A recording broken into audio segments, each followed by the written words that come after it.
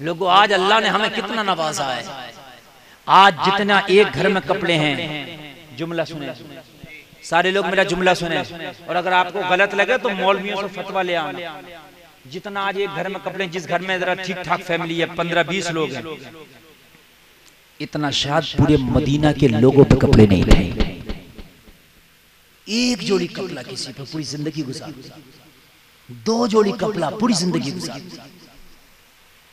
और हमारे लोगों 10-10 जोड़ी कपड़े तो खराब हैं जिन्हें हम पहनते हैं। मेरी बात गलत तो नहीं है ना? और शुक्र कब करते हैं हम? खाली जुमे के दिन जाकर नमाज पढ़ ली। एक बुजुर्ग की आंख बनी ना, आंख, डॉक्टर ने कहा तू नमाज ना पढ़ना, सजदा ना करना, आंख फिर खराब हो जाएगी। वो बुजुर्ग सुबह की दवा खाता बगैर खाना खाए, शाम की दवा खाता बगैर खाना खाए। घर वाले इसरार पे इसरार, अरे खाना खा फिर दवा खा, दवा रिएक्शन कर देगी, नुकसान कर देगी, बगैर खाए। डॉक्टर भी मना करता दवा ना खाना। कहता था वो बुजुर्ग मुझे शर्म आती है, जब उसका सजदा नहीं कर सकता तो उसका रिज़्क किस मुंह से खाऊं। शर्म आती है, जब उसका सजदा नहीं कर सकता तो उसका रिज़्क कैसे खाऊं। उमर बिन अब्दुल अजीज के बच्चों के लिबास में पहबंद है। ईद का मौसम आ गया, याद है? ईद का मौसम, उमर बिन अब्दुल अजीज के बच्चों के लिबास में पहबंद है।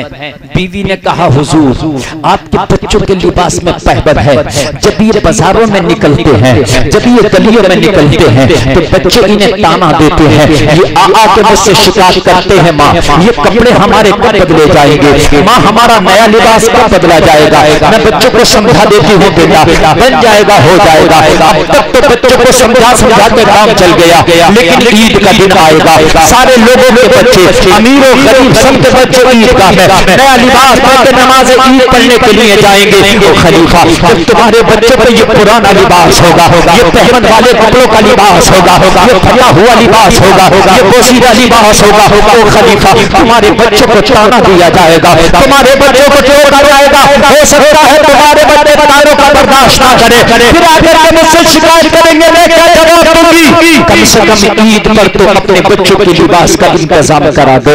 खलीफा ने अपनी बीवी को जवाब दिया, ओ मेरी बीवी तेरी बात तो सही है, लेकिन मेरी तनख्वाह इतनी है, या तो बच्चों का कपड़ा बन सकता है या घर का खर्चा चल सकता है, बस इतनी तनख्वाह मुझे बैतुल माल से मिलती है, इससे ऊपर मेरी तनख्वाह नहीं, मेरी इनकम नहीं। मैं कहां से बच्चों का लिबास बनाऊं, मैं कहां से बच्चों का कपड़ा बनाऊं। अगर आज तो छोटा सा मेंबर भी बन जाए तो आपको मालूम है कि उसका घर अलग चमक रहा होता है। अगर मंत्री बन जाए तो नस्लों से उसका माल, उसका पैसा खत्म नहीं होता। लेकिन यहाँ तो बादशाह से भी बड़ी पोस्ट खलीफा है, जरा गौर करो। कहने लगा ओ बीवी मेरी तनख्वाह इतनी है, या तो बच्चों का कपड़ा बन जाएगा या घर का खर्चा चल जाएगा। अगर कपड़ा बना दिया तो घर का खर्चा कहां से चलेगा। अगर नया कपड़ा बना दिया तो बच्चों को भूखा सोना पड़ेगा 1 महीने तक, और 1 महीने तक बच्चे फाके से नहीं रह सकते। 1 महीने तक पुराना कपड़ा तो पहना जा सकता है, लिबास पोशीदा तो पहना जा सकता है, पहमन वाला कपड़ा तो पहना जा सकता है, मगर मेरी बीवी मेरे बच्चे में जानता हूँ 1 महीने तक फाका से नहीं रह सकते, 1 महीना भूखा नहीं रह सकते। इसलिए कपड़ा बनाओ या बच्चों को खाना खिलाओ। माँ थी, कौन माँ चाहेगी कि उसका बच्चा फाके से रहे। वो 1 महीने तक खामोश हो गई। कहने लगी मेरे सरताज अगर बात ये है कि मेरे बच्चों का फाका न देख सकूंगी, यही बात पूरे ऐवान में मशहूर हो गई। खलीफा के बच्चे पे तो पुराना कपड़ा है, पहबंद वाला लिबास ईद के लिए ऐसा नहीं। ये बात उसको पता चली, जो सबको तनख्वाह बांटता था, जो कैशियर था, जो मुंशी था, जो सबको तनख्वाहें देता था, जिसके पास तनख्वाहों का रजिस्टर था, वो खलीफा के पास आया, कहने लगा उमर बिन अब्दुल अजीज, आपके बच्चों का मैंने सुना है कपड़ा पुराना है। हाँ हाँ है। मैंने सुना है आपके बच्चों के कपड़ों में लिबास में पैबंद है। हाँ हाँ है। मैंने सुना है आपकी बीवी ने आपसे मांग की थी कि बच्चों का कपड़ा ईद का नया बना दिया जाए, आपने कह दिया मेरी तनख्वाह इतनी नहीं है। हाँ हाँ यही बात है। कहा हुजूर मेरा एक आइडिया है, मेरा एक मशवरा है, अगर कबूल फरमाए। खलीफा ने कहा बता तेरा आइडिया क्या है, तेरा मशवरा भी अगर अच्छा होगा तो कबूल किया जाएगा। कहने लगा हुजूर एक काम ये करे, 1 महीने की एडवांस तनख्वाह ले ले और वो तनख्वाह थोड़ा थोड़ा करके आप हर महीने कटवा देना। इस तरीके से आपके बच्चों को नया कपड़ा भी बन जाएगा, उनकी ईद भी हो जाएगी और आपके घर का खर्चा भी चलता रहेगा। जिसके लिए ये वाकया सुनाया है, अब वो जुमला में दे रहा हूँ, जरा दिल की तख्ती पे नोट कर लेना। खलीफा ने कहा ओ कशिया तेरा मशवरा तो अच्छा है, ओ मुंशी तेरा मशवरा तो अच्छा है, ओ तनख्वाह बांटने वाले तेरा मशवरा तो बहुत अच्छा है, लेकिन 1 महीने की तनख्वाह बाद में देना, पहले 1 महीना जीने की गारंटी दे दे। पहले 1 महीना जीने की गारंटी दे दे ताकि मैं उस तनख्वाह को उतार सकूं, और अगर मैं ना जी सका तो उतारेगा कौन उस तनख्वाह को। हाय हाय, हम कहते हैं कि बुढ़ापे में तौबा कर ले, हम कहते हैं तौबा हो जाएगी, कब हो जाएगी तौबा? आज ले उन्हें बना, आज मदद मांगो से, कल न मानेंगे क़ियामत में अगर मान गया। हाय हाय, तेरा मशवरा तो अच्छा है मगर 1 महीना जीने की गारंटी। कहने लगा हुजूर 1 महीना गारंटी आपकी तो जब मुझे अपनी जीने की गारंटी हो, मुझे तो अपना पता नहीं कि एक सांस के बाद दूसरी सांस लूंगा या ना ले पाऊंगा। तो कहने लगे जब जीने की गारंटी नहीं दे सकता तो 1 महीने की तनख्वाह भी नहीं दे सकता, मुझे तनख्वाह भी एडवांस नहीं चाहिए। हाय ये है मेरे भाई ईमान की पुख्तगी। मैं जो अर्ज कर रहा हूँ, पुल सिरात पे एक ऑफर होगा नबी के गुलामों के लिए, वो क्या होगा? जिब्रील कहेंगे आका मेरे लिए क्या आज काम है, और नबी फरमाएंगे कि पुल सिरात पे पर बिछा दे। सुने सुने, पुल सिरात पे क्या कर दे? जोर से बोलो, पर बिछा दे और फिर गुजरने दे इज़राइल को, फिर गुजरने दे। तुम्हारा माइंड यहाँ पर डाइवर्ट हो रहा होगा कि मौलाना जब पर बिछ जाएगा तो फिर तो पूरे गुजरे, अच्छे गुजरे, आशिक गुजरे, गद्दार गुजरे, वो तो उसी पे से गुजरेंगे।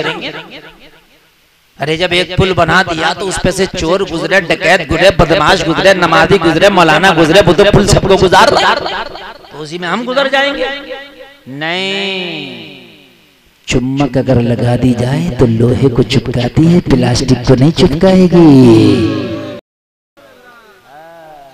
चुम्बक लगा दी जाए तो मेरे भाई लोहे को ही खींच के लाएगी। दरिया के अंदर लोहा डाल दो और प्लास्टिक भी डाल दो, लकड़ी भी डाल दो, पत्थर भी डाल दो, फिर बड़ा सा चुम्बक डाल के तलाश करो तो वो चुम्बक लोहे को ही खींच के लाएगी, लकड़ी को छोड़ आएगी। जिसके दिल में नबी का इश्क होगा वो पर उन्हीं को काम करेगा, उन्हीं को शूट करेगा। जिब्रील का पर बिछा होगा और नबी के आशिक गुजर रहे होंगे। कौन गुजर रहे होंगे? जबान वाले नहीं, जिन्होंने जबान से इश्क इश्क इश्क इश्क कहा। आजकल न जबान के नमाजी बहुत हैं, दिल की नमाज पढ़ने वाले बहुत हैं। दिल की नमाज ना, ना, ना दिल की कोई नमाज होती है, न कोई जबान का इश्क होता, न दिल की कोई नमाज, न जबान का कोई इश्क। इश्क है दिल की कैफियत का नाम। इश्क तो वो भी करते हैं नबी से जिनकी जबानें नहीं है। जरा जोर से बोलो, जिनकी जबानें नहीं है वो भी नबी से इश्क करते हैं। कितने वाकयात में ऐसे बता दूंगा कि उनकी जबान नहीं है मगर नबी से मोहब्बत करते। हाय पर बिछ गया। अब जो नबी के सच्चे आशिक है, जो पानी का एक घूंट भी पीते थे तो ये सोच के पीते थे रसूलुल्लाह ने किस तरह से पिया है, बैठ के पिया है, मैं भी बैठ के पीऊंगा। नबी ने सर ढांक के पिया, मैं भी सर पे टोपी रख के पानी पीऊंगा। नबी ने बिस्मिल्लाह पढ़ के पिया, मैं भी बिस्मिल्लाह पढ़ के पीऊंगा। जो पानी का एक घूंट भी पीता था तो नबी की सुन्नत को सामने रखता था, नबी की सुन्नत को सामने रख के जिंदगी गुजारता था। जब उसका गुजर होगा पुल सिरात से, तो वो ऐसे गुजरेगा कि उसे पता ही नहीं चलेगा कि मैं जहन्नम के ऊपर से गुजर रहा हूं या किसी बहुत आसान रास्ते से गुजर रहा हूं।